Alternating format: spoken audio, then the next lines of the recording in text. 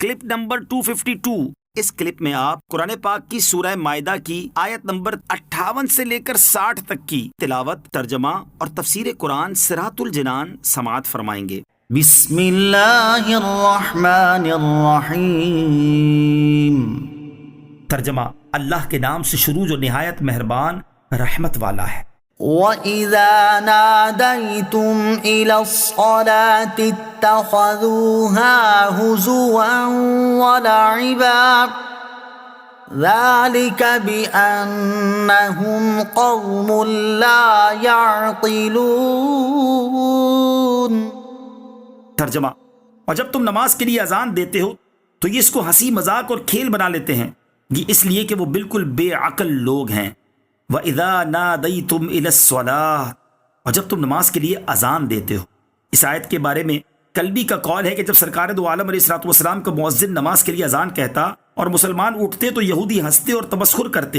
اس پر یہ آیت نازل ہوئی۔ مفسر صدی نے بیان کیا کہ مدینہ طیبہ میں جب مؤذن اذان میں اشہد ان لا الہ الا اللہ اور اشہد ان محمد رسول اللہ کہتا تو ایک نصرانی یہ کہا کرتا کہ جل جائے جھوٹا۔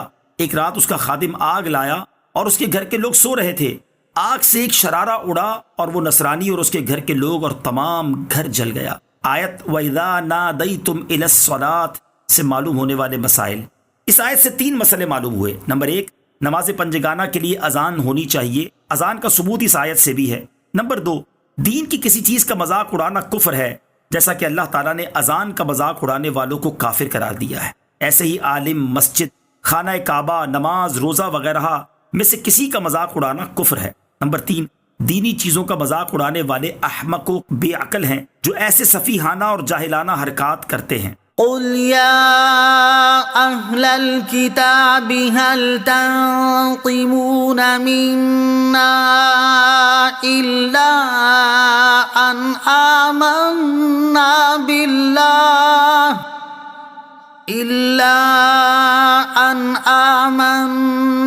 بِاللَّهِ وَمَا أُنزِلَ إِلَيْنَا وَمَا أُنزِلَ مِن قَبْلُ وَأَنَّ أَكْثَرَكُمْ فَاسِقُونَ۔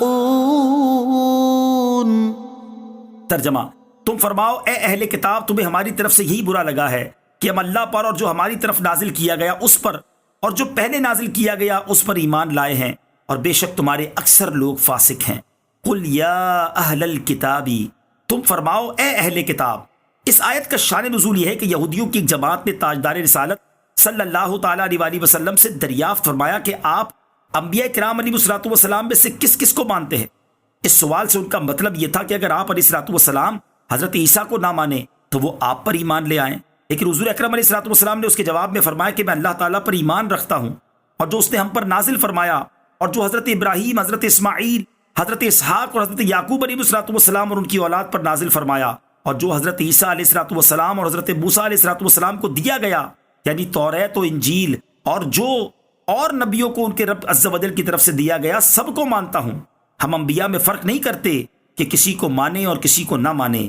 جب یہودیوں کو معلوم ہوا کہ آپ صلی اللہ تعالیٰ علیہ وسلم حضرت عیسیٰ کی نبوت کو بھی مانتے ہیں تو وہ آپ علیہ الصلوۃ والسلام کی نبوت کے منکر ہو گئے اور کہنے لگے جو حضرت عیسیٰ علیہ الصلوۃ والسلام کو مانے ہم اس پر ایمان نہ لائیں گے۔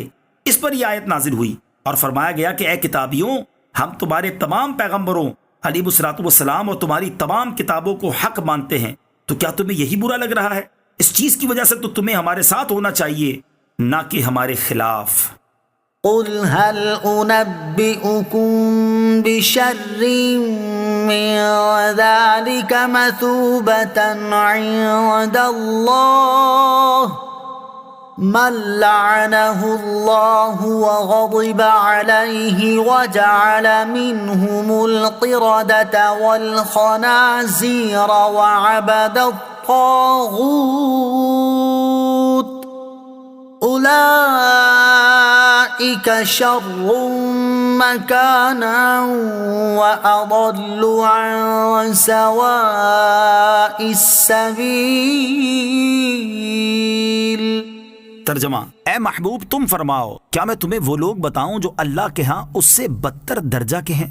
یہ وہ ہیں جن پر اللہ نے لعنت کی اور ان پر غضب فرمایا، اور ان میں سے بہت سے لوگوں کو بندر اور سور بنا دیا، اور جنہوں نے شیطان کی عبادت کی یہ لوگ بدترین مقام والے اور سیدھے راستے سے سب سے زیادہ بھٹکے ہوئے ہیں۔ قل، اے محبوب تم فرماؤ، یہودیوں نے مسلمانوں سے کہا تمہارے دین سے بدتر کوئی دین ہم نہیں جانتے۔